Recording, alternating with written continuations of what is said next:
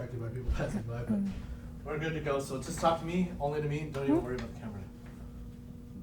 So before we start, every now and then while you're talking to me, I'll be kind of looking there, so don't worry about it. I'm just checking to make sure my camera's fine. So you only have to talk to me. Try to answer in complete sentences. It's basically 3 questions with follow-up, like please explain. So it's not that big of a deal. So number 1, what knowledge or skills from your experience with us stands out as something important to you? I think the knowledge and skills, one about presentation and about being aware of space and the room and what they call the Jedi mind tricks that Ken has taught us in terms of being able or being aware as a presenter about the crowd and how you create kind of like emotional space. So that's something that we've learned. Obviously, the other pieces instructionally that, and I don't know if this is a later question, but instructionally, some pieces in terms of highly effective research-based best practices that are things that we've learned in the program that we started to implement at our site.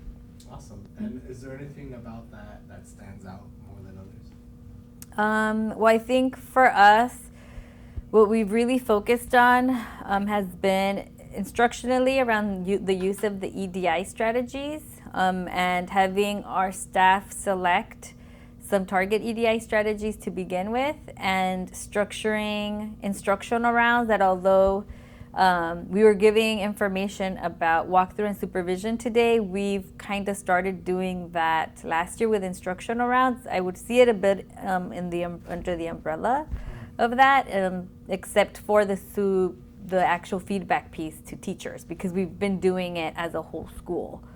So some of the changes we've adapted right now, because it's my second year at the school site, has been like whole school and just looking at our practices across the board.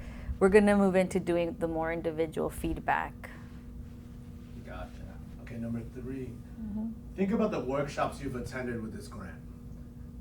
And share a story with us about something you tried and what happened. I'm trying to think of all of them. Well, I've done so much. I literally am the type of person that I feel like if there's this huge, massive grant and the grant is saying that they're supporting certain sites, that as the principal of the site, it's my responsibility to take full advantage of this grant money that my school's supposed to be demonstrating improvement around. So I think early on, I kind of came into the process, and it's pretty general because I literally have taken advantage of, I think, all of it, including asking for more. So I know with Tony, I've emailed and said, hey, I want these texts for my teachers to help with professional development, and she provided those for the school based around where we want to move as a school. But all the EDI training pieces we started to implement, so I think that's been big. That wouldn't have happened if I hadn't been a part of the program. What we've done with our space, so where we meet for professional development, we rotate the space. So we rotate where, the front of the room is, and where we talk about, general learning. We shift when we're going to present data, we shift that to a different space. When we know we want to get teachers to change paradigms, we move location set completely and have those conversations in a different space.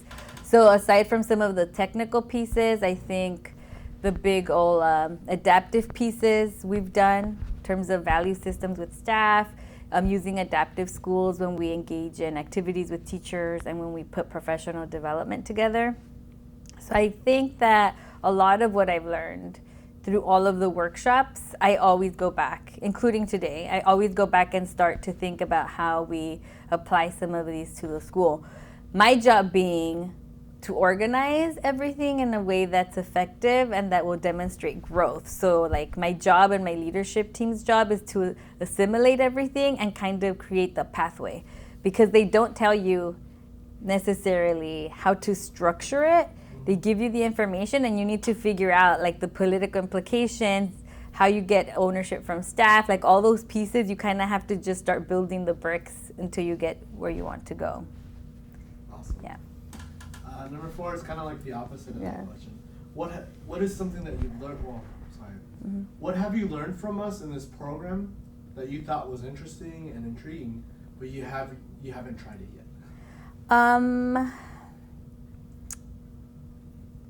I don't know that I haven't tried. I think I've tried a little bit of everything. That's most people's answers.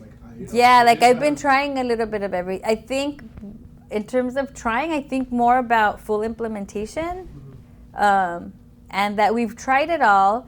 But I think right now it's about how do we start fully implementing some pieces and prioritizing like the full implementation of some of these strategies to make sure that they work. So for example, like right now we did EDI and we were focusing on learning objectives using the EDI model.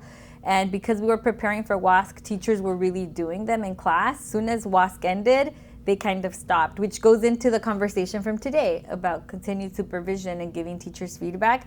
So I think today is just kind of like, oh, we need to make sure to go back and start doing rounds again and visiting classrooms and giving feedback, checking for these strategies to make sure teachers continuously do it. And if they're not, to find out what additional training they need. So everything we've done, including the restorative justice pieces, because I was trained to be a trainer, but I haven't really trained my staff, but we started doing amongst the staff some RJ work. We're doing some on Tuesday. And then it's my job, I feel as a principal, to start thinking, how do I slowly start like stringing everything together so that we can have the type of school that we want. Okay, and the last question is a follow-up to that one. Why haven't you not tried some of those things yet? But I know you tried them. Yeah. I think that I have to think very politically in terms of how much change I bring to my school, and every school is different, right? Every setting is different. So some principals have the established relationships with staff, and I don't want to say buy-in, but where the teachers trust that principal is leading them down the right path and will just do the work, right? Like it's a very collective piece. Because I'm new to the school, I did a lot of pushing my first year. So I wouldn't change anything that I did. It caused a lot of changes at the site, but I feel like now people are seeing that they were necessary. So to me, I think it's just I have to be politically savvy about how much change and like creating a good case for the changes we're making. And I think right now we're at a point where WASC is done and we need to step back and actually start from scratch almost and say, okay, where do we want the school to go and build the foundation so that all the work we did around EDI has purpose and meaning, which is what I think was lacking. Last year, I was just like, we need to show evidence that we do some things the same. And these are going to be the things we do the same. And we have a very limited amount of time to get teachers on board and to like start showing them, because if not, we're not going to do well in WASC. So we were all operating with that pressure. Now, WASC isn't the motivator. So I have to kind of start from scratch in a sense and make sure that the motivation is our students, that they deserve to have these environments. And so taking that step back, I think is going to set us up to then be able to start adding some more of those pieces. Got it. That's it. Yeah, we're all done. Such a